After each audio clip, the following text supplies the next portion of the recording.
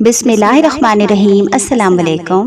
کم سے کم ایک مرتبہ دل سے استغفر اللہ پڑھ کر اور پکی سچی توبہ کر کے نیچے کامنٹ میں ڈن لکھ دیجیے۔ اچھا جی، تو آج کی ویڈیو میں ہم بات کریں گے کہ کیسے اللہ خاموشی سے ہماری مدد کرتا ہے جب ہمیں لگتا ہے کہ سارے دروازے بند ہو گئے، ہم اکیلے ہیں، ہمارا کوئی سہارا نہیں، ہم دن رات تڑپتے ہیں، اور جب ہمیں لگتا ہے کہ ہماری دعائیں قبول نہیں ہو رہی، اللہ ہماری سنتا ہی نہیں، جبکہ ایسا نہیں ہوتا۔ تو آج کے ویڈیو میں ہم جانیں گے کہ کیسے آپ کی تکلیف بھرے دنوں میں اللہ تعالیٰ آپ کی مدد کرتا ہے اور کتنی خاموشی سے آپ کی مدد کرتا ہے۔ کیا آپ نے کبھی ایسا محسوس کیا کہ آپ کی دعائیں قبول نہیں ہو رہی یا زندگی میں آپ کی کوئی بھی خواہش پوری نہیں ہو رہی، جیسے آپ ہر چیز میں ناکامی کا سامنا کر رہے ہیں؟ یہ احساسات آپ کو یہ سوچنے پر مجبور کر سکتے ہیں کہ شاید آپ اکیلے ہیں یا آپ کی مدد کرنے والا کوئی نہیں، لیکن یاد رکھیے کہ اللہ ہمیشہ آپ کے ساتھ ہوتا ہے۔ وہ ہر لمحے آپ کی زندگی میں خاموشی سے کام کر رہا ہوتا ہے، چاہے وہ کام ابھی آپ کو نظر نہ آئے، مگر ایک وقت ایسا آتا ہے جب آپ کو پتہ چلتا ہے کہ واقعی اللہ تعالیٰ آپ کے دکھ بھرے دنوں میں کیسے آپ کے لیے تدبیریں نکالتے ہیں۔ اور اللہ کی مدد اکثر ایسے طریقوں سے آتی ہے کہ جو ہمیں فوری طور پر سمجھ میں نہیں آتی، مگر جب ہمیں اس کا احساس ہوتا ہے تو ہم جانتے ہیں کہ وہ مدد کتنی قیمتی اور کتنی اہم تھی۔ تو دیکھیں، اسلام ہمیں سکھاتا ہے کہ اللہ ہماری شہرک سے بھی زیادہ قریب ہے، ہر لمحے ہماری حالت سے واقف، ہمیں کبھی اکیلا نہیں چھوڑتا۔ قرآن میں اللہ پاک نے فرمایا، اور ہم تو انسان کی رگ جان سے بھی زیادہ اس کے قریب ہیں۔ تو اس آیت کا مطلب ہے کہ اللہ ہماری ہر حالت، ہمارے دل کے ہر حال اور ہر خیال سے واقف ہے۔ تو اس ویڈیو میں کچھ نشانیوں کے بارے میں بات کریں گے کہ جس سے پتہ چلے گا کہ اللہ کیسے خاموشی سے اپنے بندے کی مدد کرتا ہے، چاہے آپ خود کو کتنا ہی اکیلا کیوں نہ سمجھیں، کتنا ہی اکیلا کیوں نہ محسوس کریں، کتنا ہی تنہا کیوں نہ محسوس کریں۔ یہ نشانیاں اللہ تعالیٰ کی طرف سے ہے، اور جب آپ انہیں پہچانیں گے تو آپ کو یہ احساس ہوگا کہ اللہ ہمیشہ آپ کے ساتھ تھا۔ نمبر 1، مواقع کا بند ہونا۔ کبھی آپ نے محسوس کیا کہ زندگی میں کوئی دروازہ بند ہو گیا، جیسے کوئی ملازمت جو آپ چاہتے تھے وہ آپ کو نہیں ملی، یا کوئی رشتہ جس کی آپ نے امید کی ہو وہ ختم ہو گیا؟ تو ایسے لمحات میں ہم مایوسی کا شکار ہو جاتے ہیں اور سوچتے ہیں کہ شاید ہمارے لیے کوئی امید باقی نہیں رہی، لیکن اسلام ہمیں یہ سکھاتا ہے کہ جب کوئی موقع ختم ہوتا ہے تو دراصل یہ اللہ کی طرف سے ایک اشارہ ہوتا ہے کہ وہ ہمیں کسی اور بہتر راستے کی طرف لے جا رہا ہے۔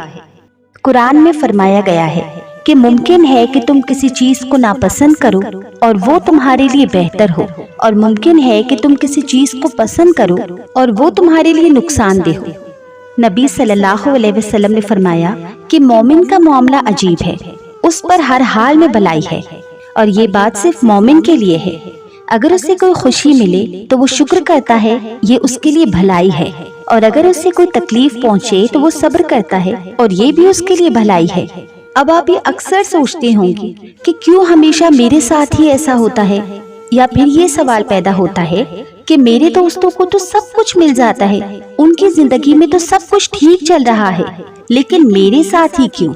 اور بعض اوقات ہم یہ بھی سوچتے ہیں کہ غیر مسلموں کو تو سب کچھ مل جاتا ہے، ان کے پاس تو گاڑیاں ہیں، دولت ہے، شہرت ہے، اور بھی بہت ساری اپرچونٹیز ہیں کہ وہ اچھا کھا سکتے ہیں، گھوم سکتے ہیں، ان کے پاس اچھی روزگار ہے، ہمارے ساتھ ایسا کیوں نہیں؟ ایسا ہوتا ہے نا؟ یہ سوالات بہت عام ہیں، اور ان کا جواب ہمیں اللہ کے نظام میں ہی ملتا ہے۔ تو ایک بات یاد رکھیے کہ پہلی بات تو یہ ہے کہ دنیا کی زندگی ایک امتحان ہے۔ جو لوگ دنیا کی دولت اور سہولتوں میں غرق ہیں، ان کے پاس وہ سب کچھ ہو سکتا ہے، لیکن کسے معلوم کہ وہ اندر سے کتنا خالی اور کتنے بے چین ہو، کیونکہ دنیا کی چیزیں یہ سب وقتی ہیں، اور ان کی اللہ کی نظر میں کوئی اہمیت نہیں۔ جو چیز اللہ کی نظر میں اہم ہے وہ ہے ہماری نیت، ہمارا صبر اور ہمارا ایمان۔ اور دوسری بات یہ کہ اللہ ہر کسی کا امتحان مختلف لیتا ہے، جو آپ کے لیے آزمائش ہو وہ کسی اور کے لیے آسانی ہو سکتی ہے، اور اس کے برعکس آپ کو جو مشکلات مل رہی ہیں وہ اللہ کی طرف سے آپ کو مضبوط اور ہموار بنانے کے لیے ہیں، آپ کو ایک بہتر انسان بنانے کے لیے ہے۔ اللہ کا پیارا اور متقی بنانے کا ایک طریقہ ہے۔ حدیث میں یہی کہا گیا ہے کہ مومن کے لیے ہر حال میں خیر ہی خیر ہوتی ہے۔ اگر اسے تکلیف ملتی ہے اور وہ صبر کرتا ہے تو یہ اس کے لیے اللہ کی ایک مزید امتحانات کا ذریعہ ہے۔ اور جہاں تک غیر مسلموں کی بات ہے تو ان کی زندگی میں جو کچھ بھی ہے وہ سب دنیاوی ہے، وہ انہیں صرف یہاں تک دیا گیا ہے، لیکن آخرت میں ان کے لیے کوئی حصہ نہیں۔ آخرت کی کامیابی صرف ان لوگوں کے لیے ہے جو اللہ کی راہ پر ہے، کیونکہ قرآن میں اللہ پاک فرماتے ہیں کہ دنیا کی زندگی تو ایک کھیل اور دل لگی ہے، اصل زندگی تو آخرت ہے۔ تو یہ بات یاد رکھیں کہ آپ کی آزمائشیں اللہ کی طرف سے آپ کے لیے ایک خاص راستہ ہے۔ یہ مشکلات دراصل اللہ کی مدد کا اشارہ ہے کہ وہ آپ کو بہتر بنانے اور آپ کو ایسے مقام تک پہنچانے کے لیے کوشش کر رہا ہے جہاں آپ کی کامیابی اور عزت ہو۔ اب بات کرتے ہیں نمبر 2، مشکل حالات میں دل کا سکون محسوس کرنا۔ کبھی ایسا ہوا کہ آپ کی زندگی میں ہر طرف مشکلات تھی، لیکن پھر بھی آپ کے دل میں ایک عجب سا سکون تھا، جیسے کوئی چیز آپ کو اندر سے مضبوط کر رہی ہو؟ تو یہ اللہ تعالیٰ کی طرف سے ایک خاموش مدد ہے۔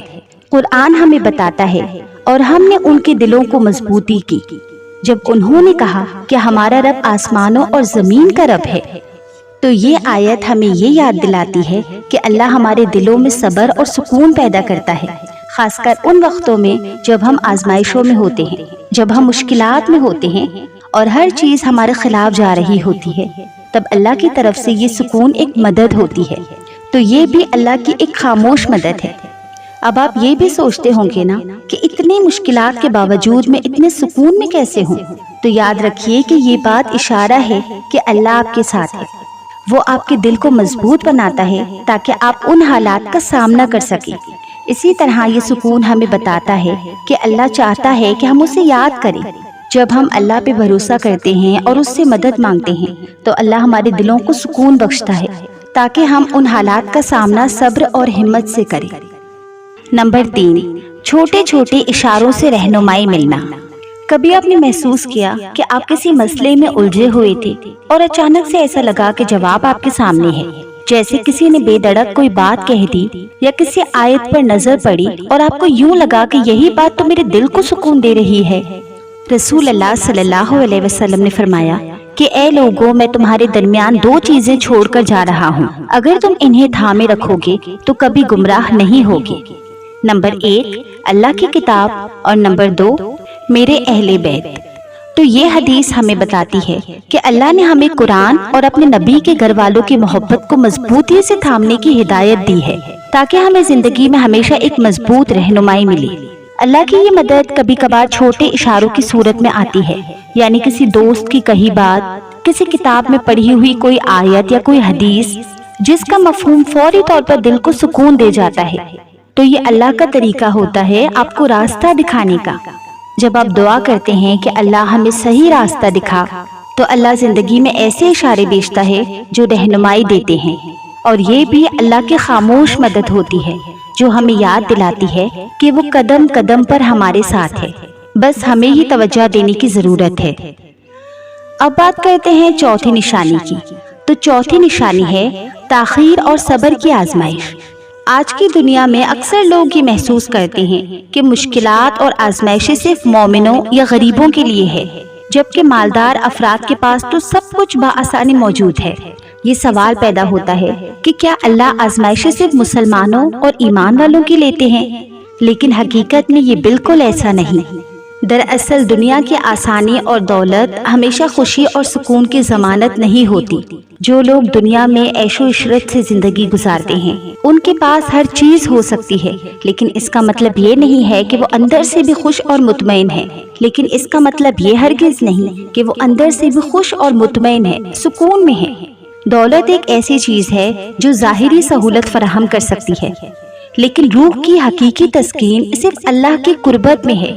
مالدار افراد کے پاس مال تو ہو سکتا ہے، مگر روحانی سکون اکثر ان کے پاس نہیں ہوتا۔ اور قرآن ہمیں یہ یاد دلاتا ہے کہ دنیا کی زندگی تو ایک کھیل اور دل لگی ہے، اور اصل کامیابی تو آخرت کی زندگی میں ہے۔ تو مالدار لوگوں کے لیے یہ دولت صرف ایک امتحان ہے کہ آیا وہ اس دولت کو اللہ کی راہ میں خرچ کرتے ہیں یا اپنی خود غرضی کے لیے استعمال کرتے ہیں۔ اسی طرح مومن کے لیے صبر اور اللہ پر بھروسہ ہی اصل کامیابی ہے۔ ہمیں یہ بھی سمجھنا چاہیے کہ اللہ کی طرف سے آزمائشیں ہماری بہتری کے لیے ہوتی ہیں۔ جو لوگ اللہ پہ ایمان رکھتے ہیں ان کے لیے مشکلات تربیت اور کردار سازی کا ایک ذریعہ بن جاتی ہے۔ یہ مشکلات ہمیں مضبوط بناتی ہیں، اللہ کے قریب لے جاتی ہیں اور ہمیں یہ سکھاتی ہیں کہ اصل سکون اللہ کی رضا میں ہے، نہ کہ دنیاوی چیزوں میں۔ اب بات کرتے ہیں پانچویں نشانی کی۔ تو پانچویں نشانی ہے نقصان یا خطرے سے بچنا۔